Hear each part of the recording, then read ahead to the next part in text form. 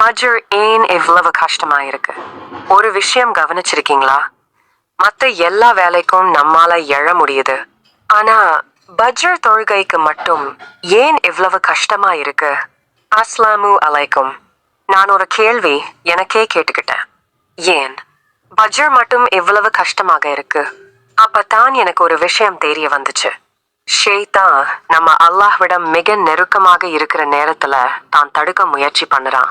நபி ஸல்லல்லாஹு அலைஹி வஸல்லம் அவர்கள் கூறினார்கள், உங்களில் ஒருவர் தூங்கும்போது ஷைத்தான் அவரது தலையின் பின்புறத்தில் 3 முடிச்சுகளை போடுகிறான். அது எப்ப அவிழ்க்கப்படுதுனா, ஒருவர் அல்லாஹ்வை நினைத்து விழித்தால் முதல் முடிச்சு அவிழ்க்கப்படும். வுளு செய்தால் 2வது முடிச்சு அவிழ்க்கப்படும். தொழுதால் 3வது முடிச்சும் அவிழ்க்கப்படுது. இல்லையெனில் அவர் சோம்பலாகவும் மனச்சோர்வுடனும் காலையில் எழுவார். அதனால அலாரம் அடிக்கும்போது இன்னும் 5 நிமிஷம்னு சொல்லாம எழுந்து அல்ஹம்துலில்லாஹ் சொல்லுங்க. வுளு செய்யுங்க. பஜ்ர் தொழுங்க. அந்த நாளின் முதல் வெற்றி அல்லாஹ்வுக்காக இருக்கட்டும்.